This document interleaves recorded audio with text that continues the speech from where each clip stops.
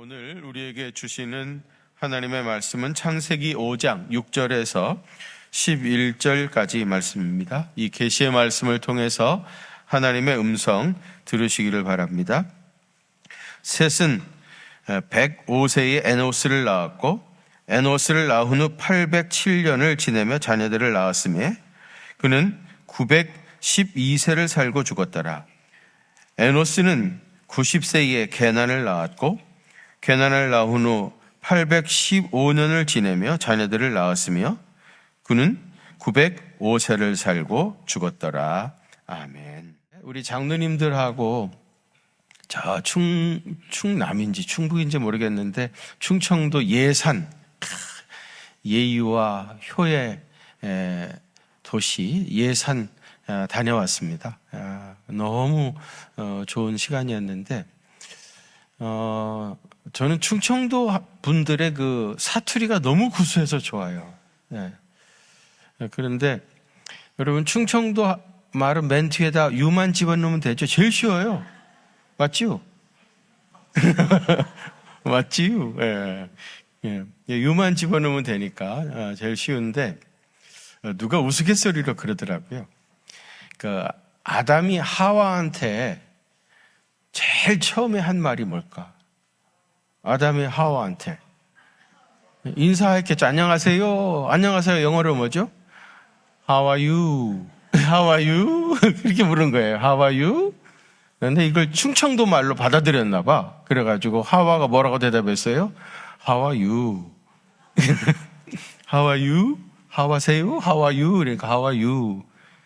저 연습 많이 했는데 안 되네요. 이게 내가 일부 예배 마치고 나서 우리 충청도 출신의 권사님들하고 좀 연습을 또 한 번 했는데도 안 되네. 무슨 뜻인지는 아시겠죠? 안녕하세요. How are you? 그랬더니 이걸 충청도 말로 받아들여가지고 하와가 How are you? 진짜 어색하네요, 그게. 근데 무슨 말인지 알겠죠? 근데 그게 중요한 건 아니고요. 근데 이제 아담과 하와 사이에 아들이 처음에 둘 낳았었죠. 그러니까 가인과 아벨. 근데 이제 가인이 아벨을 돌로 쳐 죽이죠. 그리고 세 번째로 난 아들이 뭐예요? 셋째니까 셋이지. 셋이 났어요. 오늘 우리가 봉독한 본문은요, 셋의 계보입니다. 셋의 족보 이야기예요. 거기 6절에서부터 8절에 보시면은요, 6절에서 8절에 보시면 셋은 105세에 에노스를 낳았고 그 후 807년을 지내며 자녀를 낳았으며 그는 912세를 살고 죽었더라 그랬어요. 그 다음 이제 9절에서 11절에 보면 에노스는 90세에 게난을 낳았고 게난을 낳은 후에 815년을 지내며 자식을 낳았으며 그는 905세를 살고 죽었더라 그랬습니다. 계속되어지는 12절에서부터 31절까지 노아가 태어났던 그 족보를 쭉 얘기하는데 똑같은 패턴입니다. 누구는 몇 세에 누구를 낳았고 몇 년 동안 살았고 몇 세에 죽었더라. 그런 얘기입니다. 여기서 중요한 사실이 있어요. 제일 첫 번째는요, 죽었더라 하는 말이죠. 죽었더라. 물론 장수하는 거 복이죠. 그래서 신하들이 왕한테 인사할 때 뭐래요? 왕이여 만세수하시옵소서. 그래야지 왕이여 빨리 가시기를 바랍니다. 그러면 죽죠. 왕이여 만세수하십시오. 자녀들이 이제 부모님한테 팔순잔치, 구순잔치, 우리 어머니 구순잔치 오늘 밤에 합니다. 할렐루야. 어머니 오래오래 사세요. 이래 하지 않겠어요? 어머니 이제 살 만큼 사셨으니까 미련 없이 가세요. 그렇다면 큰일 나겠죠. 장수하는 거 복입니다. 또 장수해야 되고요. 잠언 10장 27절에 보면 여호와를 경외하면 장수하느니라. 그러나 악인의 수명은 짧아지느니라 그랬어요. 여호와를 경외하면 장수의 복을 누린다는 거죠. 그러나 악인은 그 자기 수도 제대로 누리지 못하고 수명이 짧아진다고 했어요. 여러분 장수하시기를 바랍니다. 그러나 하나님의 복을 받아가지고 아무리 장수를 해도요, 그 횟수가 늘어나는 거죠. 그렇죠? 장수라는 게 뭐예요? 횟수가 늘어나는 거예요. 80, 90, 100 숫자가 늘어나는 거죠. 중요한 거는 아무리 장수해도 언젠가는 죽죠. 여기 창세기 5장에 제일 오래 장수한 사람이 무두셀라죠. 무두셀라. 이분은 969세를 사셨어요. 역사상 제일 오래 사신 분이죠. 근 1000년을 살았으니까. 근데 무두셀라는 오래 살았다, 장수했다, 최고로 장수한 사람이라 그랬지만 지금까지 살아있는 건 아니죠. 결국 그도 죽었습니다. 죽음은 그 누구도 피해갈 수가 없어요. 우리나라 남자로 태어나면 국방의 의무를 다해야 되죠. 마땅히 해야 되는데, 그런데 가만히 보니까 이런저런 구실 또 이런 핑계로 그 국방의 의무를 피해가는 분들도 계시더라고요. 합법적으로 피하시는 분들도 계시고요. 혹시 국방의 의무는 이렇게 피해갈 수 있을런지 몰라도요. 그러나 죽음은 피해갈 수 없어요. 모든 사람은 결국은 죽게 되어 있습니다. 오늘 본문에서도 죽었더라. 사실 여러분 주보에 보시면 지난 주간에 우리 교회에서 돌아가신 분이 제일 많았어요. 8분이나 돌아가셨어요. 일주일 내내 장례만 치렀습니다. 8분이나 돌아가셨어요. 결국은 이 죽음을 피해갈 수가 없어요. 그 다음에 이제 두 번째 중요한 건 나았더라 하는 말이죠. 나았더라. 죽기만 했다고 하면은 역사는 이미 끝났겠죠. 다 죽었으니까. 근데 죽기 전에 이 사람들이 뭘 했어요? 자녀들을 낳았죠. 자기는 결국 얼마 살다가 죽었지만은 자녀들을 낳았기 때문에 역사는 멈추지 않고 지금까지 계속해서 이어져 내려오고 있습니다. 자녀를 낳았기 때문에 혈통이 끊어지지 아니하고 대를 이었던 것이고요. 그러면서 지금 계속해서 번창해가지고 아담 이후로 지구의 인구가 80억이 넘었다. 이제 그런 얘기 하지 않습니까? 전 세계는 나의 교구다. 그리고 외치면서 복음을 온 세계 돌아다니며 전파했던 그 요한 웨슬리 목사님 계시죠? 감리교회 창시자고요. 이분의 어머니가 수잔나인데요. 이분이 무려 아이를 19명 낳습니다. 19명. 웨슬리 목사님은 그 중에 15번째 아들이었습니다. 15번째 자녀였어요. 오늘 우리 남보라 씨 오셔가지고 간증 아주 잘하셨는데 이분도 자기 엄마가 애를 13명 낳답니다. 세상에 13명. 그 중에 자기 오빠 하나 있고 그 다음에 딸로서는 자기가 장녀, 그 주 밑으로 이제 11명이 줄줄이 있었던 거예요. 참 대단한 집안입니다. 아닌가요? 굉장하죠. 내년 5월에 결혼한다 그래가지고 내가 부탁했어요. 엄마 같이 아이 좀 많이 낳으시라고.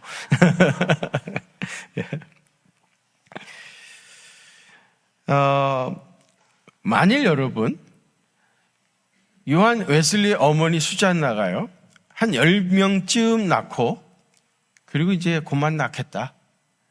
그렇다고 하면은 요한 웨슬리라는 인물은 없죠. 그렇죠? 없었겠죠. 역사상 요한 웨슬리라고 하는 인물은 없었을 것이고요. 감리교가 이렇게 번창할 수가 없었을 것입니다. 그러니까 여러분, 우리도 한 10대 명씩 낳아야 그 중에 하나 건질 수 있는 거 아니겠어요? 안 그래요? 별로 반응이 좋지는 않는데 이미 너무 늦어가지고 아닌가요? 그래서 제가 이 말씀 준비하면서 이런 생각을 했어요. 많이 낳고 오래 살자. 많이 낳고 오래 살자. 교회 부흥을 위해서도 사명감을 가지고 많이 낳고 오래 살자. 사실 우리가 다음 세대 우리 생명입니다. 그런데 다음 세대가 있어야 뭘 생명을 하고 부흥을 하고 하죠. 애를 안 낳는데 어떡하겠습니까? 죽었더라. 그리고 낳았더라. 근데 여러분, 구약 성경을 쭉 읽어보면은요, 족보가 많이 나와요. 우리는 제일 싫어하는 부분이죠. 읽어봤자 잘 감동도 안 되고, 은혜도 안 되고. 근데 상당히 사실은 족보가 많이 나옵니다. 그리고 신약 성경에도 보면 이 셋의 족보가요, 누가복음 3장 23절에서 38절에도 나와요.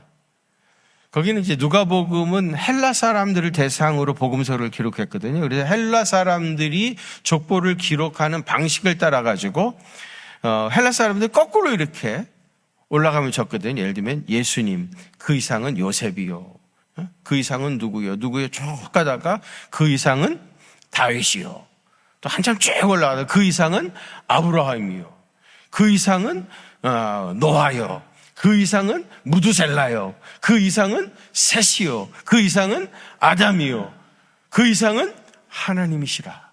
예수님부터 시작해 거꾸로 하나님까지 쭉 올라갑니다. 이 이야기가 마태복음 1장에도 나오죠. 그 유대인들을 위한 복음서가 마태복음인데, 유대인들은 족보를요, 아버지가 아들을 낳고 아들이 또 아들을 낳고 이런 식으로 위에서부터 쭉 써내려갑니다. 그래서 잘 아시다시피 거기 제일 처음에 이렇게 타이틀이 붙어 있죠. 아브라함과 다윗의 자손 예수 그리스도의 세계라. 그러면서 이제 아브라함이 누굴 낳고 하다가 쏙 낳다가 다윗을 낳고, 또 다윗이 누굴 낳고 하다가 요셉을 낳고, 요셉이 예수를 낳았더라. 그렇게 얘기하잖아요. 결국 여러분, 성경에 이 어떻게 보면 굉장히 지루한 것 같은 이 족보가 나오고, 이 족보가 중요한 이유는 뭐예요? 그것이 예수님의 계보이기 때문에 그런 거예요. 단순히 누가 나왔다 그러다가 만 게 아니고요. 결국은 그때 그 초점이 누구에게 딱 맞춰져 있는 거예요? 예수님의 탄생. 인류를 죄악 가운데 구원하실 예수님의 계보를 기록한 것이기 때문에 그 족보가 의미가 있는 거죠. 예수님의 계보입니다. 예수님의 계보. 여러분, 만일 우리가 자녀들을 낳았다고 하면은 육신의 계보는 이어가겠지만은, 만일에 평생에 전도 한 사람도 못했다고 하면은 예수님의 영적 계보는 결국은 내 대에서 끝나고 마는 겁니다. 자식을 낳지 못해가지고 육신의 계보를 잊지 못해서 안타까워하시는 분들도 많죠? 그런데 여러분, 영적인 계보는 나 대에서 끝나도 괜찮겠습니까? 여러분들의 누군가가 복음을 전해줬죠. 그분이 여러분의 영적인 부모입니다. 그래서 내가 있었던 거예요. 영적인 자녀인 내가 이렇게 예수 믿고 구원받아 하나님의 백성이 된 겁니다. 그렇다고 하면 나도 영적인 자녀를 낳아야 될 거 아니에요. 그래서 영적인 계보가 쭉 이어져 내려가야 하지 않겠습니까? 헬라식으로 얘기한다면 누구에게서 나는 복음을 받고, 또 누구는 누구를 하고, 그 이상은 하다가 한참 올라가다가 내 영적인 계보가 예수 그리스도에게로 잇대어 있어야 하지 않겠습니까? 여기서 끝나도 괜찮겠습니까? 우스갯소리 같지만은요, 전도하기 어려우시면은 애기라도 많이 낳으시기 바랍니다. 이런 거를 우리 동양의 토속 문화 놀이 중에 화토에서는 뭐라고 하나요? 자연뻥이라고 그러죠. 모르는 척하고 계시지 마시고, 자연뻥 아시죠? 알아서 자기 스스로가 자식 낳아가지고 전도하는 겁니다. 근데 여러분, 이 전도하라 교회 오면은 너무 많은 얘기 듣죠. 이번 주간에도 제가 지난 한 주간 내내 또 그 설교했잖아요. 전도해야 되는 당위성 이런 건 너무 잘 알죠. 그런데 어떻게 전도하라 하는 얘기를 사실 잘 안 해요. 못 해요. 그러다 보니까 이제 부담만 가지고 숙제같이 느껴지기만 하고 전도가 너무 어려운 거다. 이런 이제 생각들을 많이 가지고 계시는데, 제가 이번에 말씀을 준비하면서 제일 쉽게 전도하는 게 뭘까? 전도가 진짜 그렇게 어려운 걸까? 그렇게 어려운 건데 하나님이 우리한테 하라고 이렇게 무거운 숙제같이 주셨을까? 이런 생각이 들더라고요. 좀 더 쉽게, 자연스럽게 전도할 수 있지 않겠냐? 그런 생각을 하면서 제가 여러분들에게 쉽게 전도할 수 있는 3가지 방법을 소개하려고 해요. 그 첫 번째는 예수 믿고 나서 내 안에 일어난 변화를 말하면 전도가 됩니다. 예수 믿고 나서 내가 많이 변했잖아요. 사실 여러분, 세계에 나가보면요, 아직도 코리아라고 하는 나라를 모르는 사람도 적잖이 있어요. 뭐 K 컬처니 K 뷰티니 이런 얘기 많이 하잖아요. 그렇지만 예전에는 진짜 많았고요. 진짜 한 20년 전만 해도요, 정말 우리나라를 모르는 사람이 많았어요. 지금은 그래도 이제 많이 알려졌지요. 그런데 삼성을 모르는 사람은 전 세계 아무도 없어요. 그 사람들은 샘성 그러죠. 삼성을 모르는 사람 아무도 없어요. 근데 참 웃기는 거는 삼성이 대한민국 기업이라는 것도 몰라. 그냥 삼성만 아는 거예요. 그것만 알아도 아마 전 세계 우리 대한민국을 모르는 사람 아무도 없고요. 왜? 삼성 모르는 사람 아무도 없으니까. 근데 여러분 사실 삼성이라고 하는 이 기업이 처음부터 그렇게 글로벌한 기업도 아니고 그렇게 엄청나게 큰 회사도 아니었습니다. 이렇게 완전히 글로벌한 기업으로 그야말로 누에가 나방이 되는 것처럼 획기적인 변화가 시작되어진 해가 있었어요. 1993년으로 알고 있었는데요. 당시에 삼성 회장이었던 이건희 씨가 독일 프랑크푸르트에서 소위 말하는 프랑크푸르트 선언을 하게 되어져요. 그 내용이 뭐냐면은 변하지 않으면 살아남지 못하는 시대다. 그러면서 남이 먼저 변화하기를 기다리려면 변화는 없다. 변화라고 하는 거는 다른 사람이 변화되어지길 기다린다면 실제로 변화는 없다는 거예요. 나 자신부터 양보하고 나부터 변화해야 된다. 예? 그러면서 완전히 다 바꿔야 된다는 거예요. 다 변화가 돼야 된다는 겁니다. 그때 한참 유행했던 말이 있었죠. 뭐예요? 마누라만 빼놓고 다 바꿔라. 그래도 마누라를 빼놔라서 얼마나 다행이에요. 자기 마누라만 제외하고 모든 걸 다 바꿔라. 완전한 변화, 새로운 사고방식, 이걸 이제 요구하면서 강력하게 드라이브하면서 결국 이제 삼성이라는 글로벌한 기업이 됐던 겁니다. 근데 여러분, 우리가 다 변화돼야 된다, 이제 그런 얘기를 하지만은 진정한 삶의 변화라고 하는 거는요, 예수 그리스도를 만나야 사람이 진짜 변해. 사도 바울이 말입니다. 다메섹 도상에서 예수님 만남으로 말미암아 극적으로 바뀌어지잖아요. 완전 180도 달라지잖아요. 예수님을 그렇게 핍박했던 사람이 예수님의 복음을 위하여 순교의 제물이 되는 완전히 180도로 달라지는데 그 결정적인 사건이 뭐예요? 예수님 만나니까. 다메섹 도상에서 이름을 착 만나니까 사람이 완전히 달라져 버리는 거예요. 예수님 만나면 사람이 달라지게 돼 있어요. 저는 제 개인적인 얘기에서 죄송하지만 저는요 진짜 열등감이 많았던 사람입니다. 정말로. 얼마나 열등감이 많았는가 하면은 저는 결혼도 못하게 될 줄 알았어요. 누가 나한테 시집 오겠냐? 어느 눈빛 여자가 나한테 시집 오겠냐? 난 어차피 결혼을 못할 거니까 그런 못했다라고 하는 그 수치스러운 이름을 갖고 싶지 않아가지고 나는 안 하겠다 그랬어요. 실제로는 못하는 거지. 왜 누가 나한테 시집을 오겠냐? 난 못하겠다. 안 하겠다. 이런 생각을 했어요. 그리고 혹시 어느 눈빈 사람이 있어가지고 내가 결혼을 하더라도 나는 절대로 아이들은 낳지 않겠다. 그런 생각을 했어요. 이 정도면 심각하죠. 왜? 어쩌다가 내가 태어나가지고 이렇게 살아있다는 것도 인류를 위해서 불행한 일인데 이런 불행한 역사를 또다시 만드는 거는 이거는 인류를 위해서 할 일이 못 된다. 인류의 해악이다. 나 같은 유전자, 나와 비슷한 사람이 이 세상에 또 돌아다닌다는 거는 이거는 인류를 위해서 할 일이 못 된다. 나에서 끝나야지. 그렇게 생각을 했어요. 이게 아주 심각한 열등감이죠. 이건 거의 정신질환의 수준에 속하죠. 그럼 내가 이렇게 얘기를 하면 목사님 가정이 엄청 어렸었나 보다. 그런 것도 아니에요, 여러분. 우리 아버지 수의사로 양계장 잘하셔가지고 우리 계란 원수같이 먹고 살았습니다. 그렇게 찌들리게 가난한 것도 아니었어요. 우리 집안이 무슨 콩가루 집안도 아니에요. 아버지 예수 잘 믿어가지고 장로님이셨고 어머니 권사님이시고 예수 잘 믿는, 예?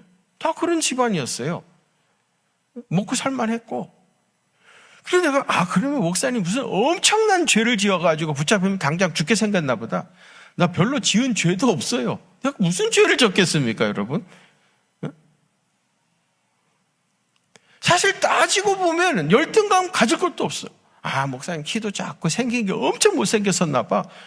여러분, 저 점 20개 뺀 거 외에는 형용수 안 했습니다. 그때도 이 얼굴입니다. 그 점도 내가 안 빼려고 그랬는데 내 사촌 동생이 성형외과 의사인데 얘가 형 요즘 점 가지고 그냥 다니는 건 이게 예의가 없는 거야. 그래가지고 강제로 눕혀가지고 할 수 없이 제가 점 20개 뺀 거 외에는 나 손댄 거 없습니다. 그때나 지금이나 이렇게 생겼어요. 오늘 아까 어느 새 가족이 날 보고 인상 좋다고 그러더라고요. 근데 여러분, 열등감이라고 하는 건 무슨 이유가 있어서가 아닌 거예요. 예수님을 제대로 못 만나서 그런 거예요. 이게 이제 점점 더 해가지고요. 21살인가 22살에 내가 여기 가면 청계산 있죠, 청계산. 청계산 안에 청계산 기도원이라고 있습니다. 거기 들어가가지고 내가 여기서 깨끗하게 내 인생을 마감하겠다. 그렇게 생각했었습니다. 그래가지고 가자마자 그때부터 물 한 모금도 마시지 않았어요. 물 한 모금도. 네, 여러분, 금식을 하셔도 물은 잘 드셔야 돼요. 지금 좀 먹어도 되겠나요? 목탄데. 금식은 하시더라도 물은 먹어야 돼요. 안 그러면 탈수돼가지고 금방 죽어요. 잘 먹어야 됩니다, 물은. 물을 딱 끊었어요. 만 이틀이 되니까 이러다가 죽는구나 이런 생각이 들더라고요. 탈수가 되니까 이틀이 지나니까 이러죠. 근데 그 순간에 내가 여기서 죽으면 여기 기도원 분들이 고생하잖아. 갑자기 살아있는 사람이 와가지고 죽어나가면 뭐 경찰에 와가지고 웬일이냐 뭐 이러면서 조사도 할 거고 그럴 거 아닙니까? 내가 죽으면서 남 불편하게 할 일은 없잖아요. 그래서 내가 이렇게 열등감만 해도 착했어. 착했나 봐. 그래가지고 여기서 죽으면 안 되겠다. 죽더라도 아무도 없는 산속에 가서 죽어야 되겠다. 그래 생각가지고 당장 죽게 생겼는데 그래도 거의 기다시피 해가지고 산으로 올라갔어요. 가급적이면 기도를 해서 멀리 떨어지려고. 그러다가 어느 순간에 가니까 도저히 이제 올라갈 수도 없고 쓰러졌죠.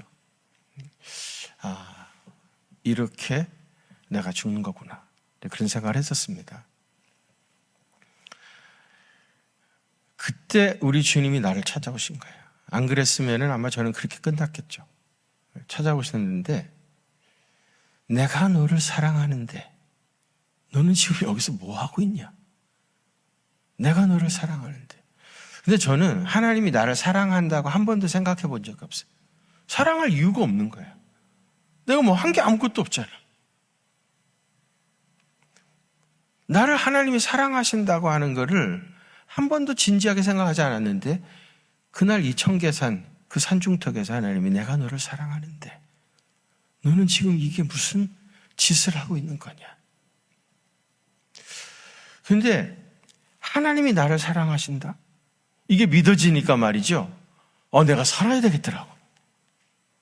세상 사람들이 나에 대해서 아무도 관심이 없고 내가 세상에서 혹시 버려진 자가 된다 할지라도 하나님이 나를 사랑하신다는데 그러면 인생을 살아볼 만한 의미가 있다고 생각했어요.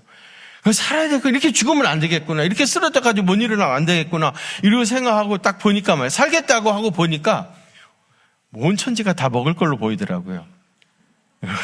먹을 게 셌더라고요. 그렇다고 뭐 뜯어먹진 않았습니다. 무슨 야생 짐승처럼 뜯어먹었으면 오히려 더 큰일 났겠죠. 기도원으로 내려가야 되겠다. 그래가지고 내려와가지고 거기 우물가가 있었는데 거기 물이 있는데 제가 물을 한 바가지 딱 펐는데요. 진짜 물이 내 입으로 빨려 들어가는 것 같아요. 쫙 폭포가 일어나고 쫙 빨려 들어가. 그래서 물을 먹고 그리고 이제 집에 가야 되잖아요.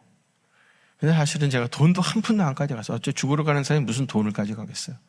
돈도 한 푼도 안 가져가가지고 그 기도원 밑에 가게가 있어서 그 가게 아줌마 보고 미안하다고 빵 좀 하나 달라고, 나 배고파 죽겠으니까. 빵 주더라고 그 아줌마. 사실 내가 빚 갚으러 가야 되는데 그리고 공짜로 그 아줌마 주는 빵 하나 얻어먹고, 그리고 이제 집에 가려니까 버스비도 없잖아. 집에 가려면 버스비가 필요한데 그랬더니 또 그거까지 주더라고. 21살짜리 청년이 그러니 얼마나 애절했겠어요. 그리고 기도 밑에 있을 때 아마 이분도 예수 믿었는지. 그래가지고 왔어요. 그리고 그 이후로도 저는 많은 어려움이 있었죠. 많은 어려움이 있었지만은 그래도 내가 끝까지 확신한 게 하나 있었어요. 하나님이 나를 사랑하신다. 하나님이 나를 사랑하신다. 그 하나님이 나를 사랑하신다고 하는 이 믿음이 있었기 때문에 모든 것들을 넉넉히 이겨낼 수 있었고, 또 하나님께서 나를 사랑해 주셔가지고 생각보다 훨씬 더 하나님이 예배하신 놀라운 복과 은혜를 받았어요. 제 아내가 그 눈이 뼈가지고 나한테 결혼을 하긴 했지만은 나하고 30년 이상을 살았잖아요. 근데 제 아내가 요즘 와서 무슨 얘기를 하냐면 사람들 붙잡고 이런 얘기 가끔 해요. 간증하며. 하나님께서 이 이춘복 목사라는 사람을 너무 사랑하신다는 것을 자기는 시집 와가지고 살면서 많이 느꼈다. 하나님이 진짜 사랑하신다는 것을 많이 느꼈다. 이제 그런 얘기를 종종 사람들한테 하는 것을 내가 옆에서 들었어요. 저도 너무 정말 부족하고 아무것도 할 수 없는 사람이지만 하나님께서 나를 사랑해 주시고, 내가 예수님 만난 이후로 그 열등감이 완전히 다 사라졌어요. 그래서 저는요, 사람들이 그래, 자존감이 굉장히 높으신 것 같아. 근데 사실은 열등감으로 시달려서 결국 죽을 생각까지 했던 사람인데 예수님 만나니까 자존감이 생긴 거예요. 그래, 주님이 나를 사랑하신다는데 네가 뭐야? 어쩌자고? 예? 주님이 나를 사랑하신다는, 주님이 나를 인정하시고 주님이 나를 쓰시려고 하시는데 네가 뭔데? 그 자존감이 높아지니까요, 내가 잘못한 것도 쉽게 또 잘못했다고 꼬리도 잘 내려요. 미안합니다. 이게 자존감이 없는 사람은 자기 잘못 인정도 못해요. 자기 잘못 인정하면 큰일 나는 줄 알아. 여러분, 예수님 믿고 나서 변화되어진 얘기를 하면 하나님께서 그 이야기를 통해서 역사하셔요. 두 번째로는 예수님 믿고 난 뒤에 좋은 점, 이걸 찾아서 말하시면 됩니다. 사실은 여러분, 우리가 예수님 믿고 나서 좋아진 게 너무너무 많아요. 잘 우리가 생각해보지 않고 막 그냥 급하게 살다 보니까 그런지 예수 믿고 나서 너무너무 좋아진 게 많아요. 예를 들면 우선 염려, 근심, 걱정, 이런 것에서 벗어날 수 있지 않게 됐어요. 전에는 이걸 다 뒤집어 쓰고 자기가 해결해야 되는 문제라고 알고 있었는데 주님의 은혜와 사랑을 경험하면서 그런 것에서부터 벗어나게 된 거예요. 근심, 걱정, 수고해서 벗어나게 돼서 너무 좋고요. 또 여러분, 사람을 끊임없이 괴롭히고 자신 없게 하는 게 뭐냐면 죄책감, 죄의식 이런 거예요. 왜 사람들이 우울증에 빠지겠어요? 왜 열등감에 빠집니까? 죄책감, 죄의식. 너 죄인이잖아. 너 늘 그런 죄를 짓잖아. 이런 것 가지고 이제 사람들이 짓눌려 살아요. 그래서 예수님께서 내 죄를 용서해 주셨다는 거 아닙니까? 아멘. 주님이 십자가에 달리서 내 죄를 다 용서해. 너는 죄인이었지만 주님이 인정하시는 의인이 되었다. 예수님 믿고 나서 이 죄책감, 죄의식, 이 죄의 멍에 여기서부터 벗어났잖아요. 이게 진짜 해방의 기쁨입니다. 예수 믿고 나서 이렇게 좋아진 거예요. 어디 그뿐입니까? 우리가 예수 믿고 나서 교회에 와가지고 신앙생활을 해보니까 이 교인들이 얼마나 좋아요, 진짜. 어제도 우리 장로님들하고 권사님들하고 예산 갔다 왔자고 그랬잖아요. 얼마나 재밌었는지. 재밌어서 그런지 음식도 그렇게 맛있어. 세상에 그렇게 맛있을 수가 없어. 그렇게 좋을 수가 없어. 교인들하고 교제하면서 살아가는 게 이게 얼마나 좋은 일입니까? 얼마나 행복한 일이에요. 예수 믿고 그런 은혜를 받은 겁니다. 또 예수 믿고 천국 갈 소망을 갖게 되었기 때문에 죽음에 대한 두려움도 없어. 이게 제일 큰 복 아닙니까? 죽음, 사람들은 죽음 벌벌 떨고 그러는데 죽을까 봐 막 어찌할 줄 몰라. 우리는 지금이라도 오라 하시면 가면 되지 뭐. 지금까지 산 것도 하나님의 은혜고 예수 믿고 나서 이렇게 행복하고 자유롭고 해방의 기쁨을 가지고 살다가 천국 가면 또 좋은 거 아니에요.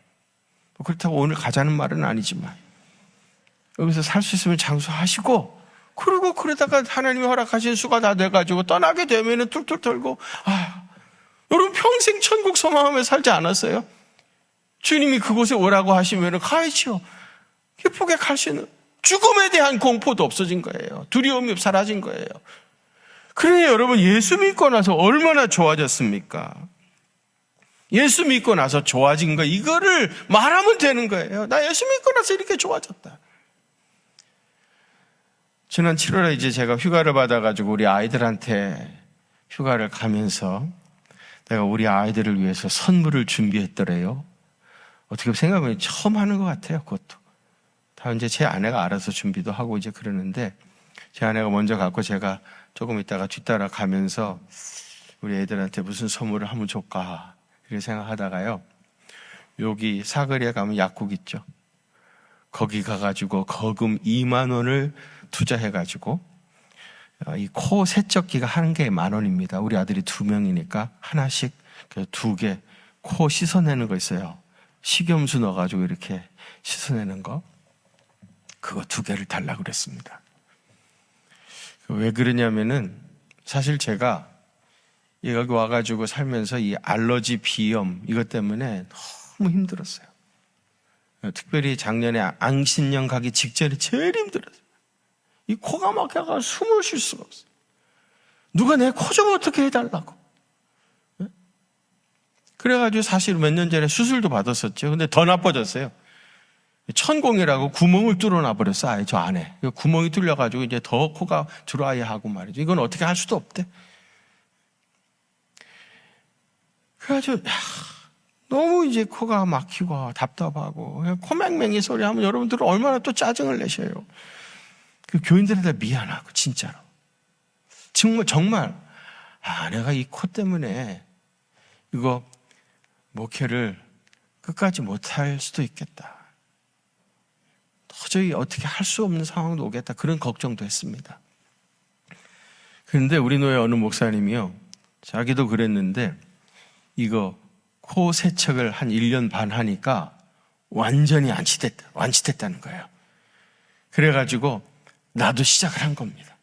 나도 해야 되겠다 해가지고 이제 아침 저녁으로 또 낮에도 하여튼 시간만 있으면 막 씻어대는 거야. 식염수 가지고 근데 좋아지는 거예요. 지금은 여러분 제 목소리가 너무 좋지 않으세요? 괜찮죠? 별로 감동은 안 되시는 것 같은데 너무 좋아지는 거예요. 숨 쉴만해. 숨이 쉬어지니까 사람이 살만하잖아요. 너무 좋은 거예요. 그래가지고 이 좋은 소식을 내가 누구한테 알려야 되겠어요?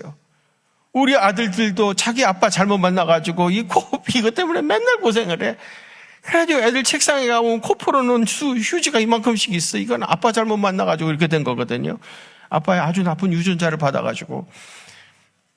그래서 내가 그 2개를 샀죠.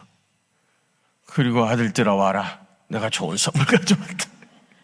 아빠가 선물 한 번도 안 가져오신 분이 선물 가져왔다니까 기대를 해가지고 왔는데 딸랑 내놓는 게 10,000원짜리 그 플라스틱 튜브를 가져와가지고 시범을 보여줬죠. 이렇게 하고 이렇게 하고 이렇게 해라. 내가 해보니까 너무 좋더라고. 시범을 보여줬어요. 그치, 우리 아들이 아빠 그거 있어 그래. 보니까 집에 있어요. 안 가지고도 되는데 가져간 거야. 하지도 않고. 지금도 물론 안 하겠죠. 근데 내가 해보니까 너무 좋으니까 나는 우리 아들들에게 이 기쁜 소식을 전하면서 너희도 꼭 코세척해라. 코세척하라. 여러분, 우리가 예수님 믿고 나서 좋아진 거 있잖아요. 그걸 간증하셔야 돼. 말하면 그 이야기에 사람들이 감동을 합니다.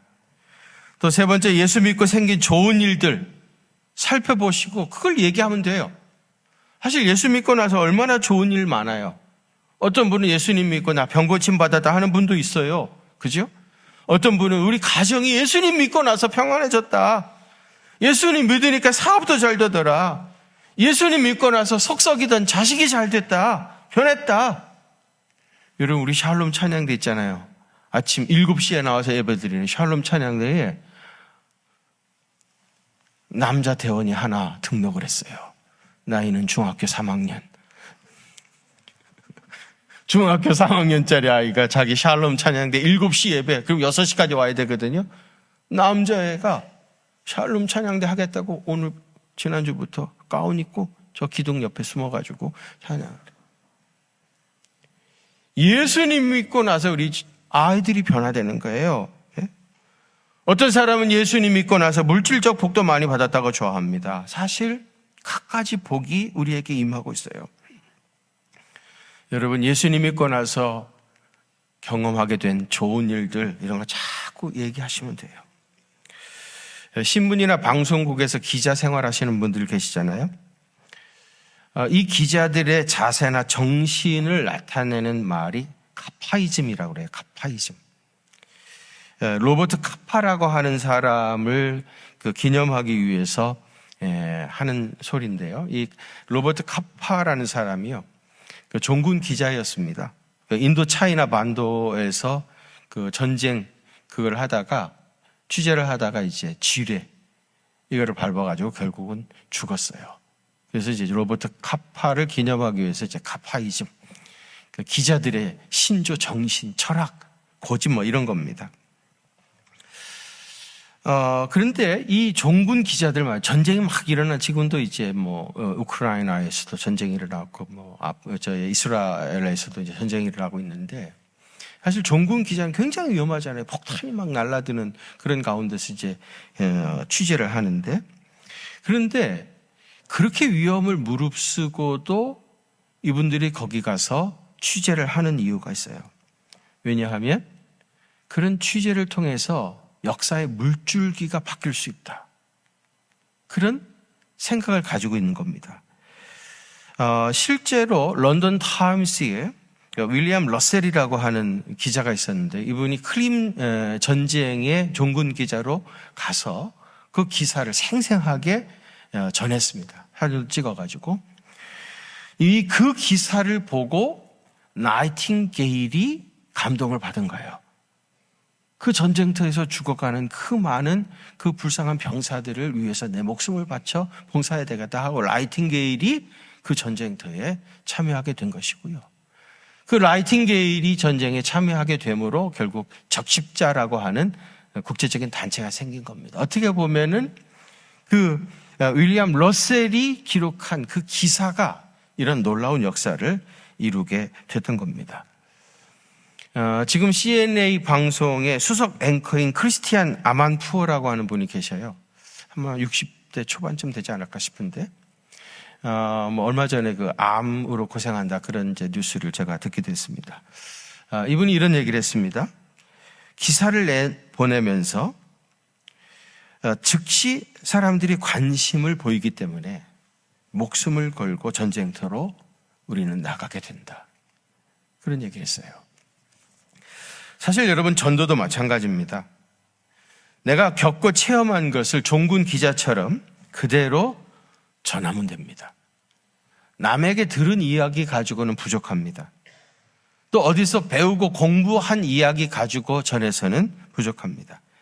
자기가 예수님 믿고 체험한 이야기, 그걸 진솔하게 말하면, 예수 믿고 변화되어진 이야기를 얘기하면 그때 그 이야기를 통해서 성령님이 역사하셔요. 오늘도 우리 남보라 자매가 와서 2부, 3부 간증을 했는데요. 나는 그렇게 젊은 사람인 줄 잘 몰랐어요. 너무 어리고 순수하고 그 영이 맑고 깨끗하다, 이제 그런 생각을 했는데, 여러분 우리 교회 동영상에 다, 유튜브에 다 올라와 있으니까 한번 가서 보시길 바랍니다. 그 이야기가 전해되어지는 과정에 하나님께서 성령님이 역사하셔요. 그렇기 때문에 여러분, 절대로 그걸 과장하거나 거짓말을 지어내거나 그러면 안 돼요. 여러분, 거짓말 하는데 거기에 성령님께서 역사하시겠어요? 가장 진실하게, 가장 담백하게 내가 경험한 것을 그대로 얘기하면 그 이야기를 통해서 성령님이 역사하셔서 저들의 마음의 문들이 열려지게 되어지고 복음을 영접하게 되어집니다. 우리가 육신의 대도 마땅히 이어가야 하는 것처럼 이 영적인 계보도 꼭 이어가셔서 여러분들을 통해서 많은 영혼들이 구원받고 주님 품으로 돌아오는 놀라운 성령의 역사가 나타나게 되시기를 주의 이름으로 축원합니다. 하나님 아버지, 우리가 전도해야 한다는 당위성은 너무 잘 아는데 어떻게 전도해야 할 것인지를 우리가 제대로 몰라서 이러지도 저러지도 못한 때가 있었습니다. 내가 만난 예수님, 그리고 예수님 믿고 변화되어진 우리들의 이야기, 이 이야기를 통해서 성령님께서 역사하실 줄로 믿습니다. 가장 진실하게 또 그 영혼을 사랑하는 마음으로 내가 만난 예수님 이야기를 통해서 많은 영혼을 주님 품으로 인도하는 구원의 역사가 우리를 통하여 이루어질 수 있도록 은혜 부어 주옵소서. 그래서 우리 자자손손 대대로 우리의 후손들이 세워지는 것처럼 영적인 계보도 이루어가는 믿음의 사람 다 되시도록 은혜 부어 주옵소서. 이제는 우리 구주 예수 그리스도의 그 크신 은혜와 하나님 우리 아버지의 무한하신 사랑하심과 성령님의 위로하심과 교통하심이 우리 경기중앙교회 사랑하는 성도들과 또 저들의 가정과 그 생업의 현장들 위에 이제로부터 영원토록 함께 계시옵기를 간절히 축원하옵나이다. 아멘.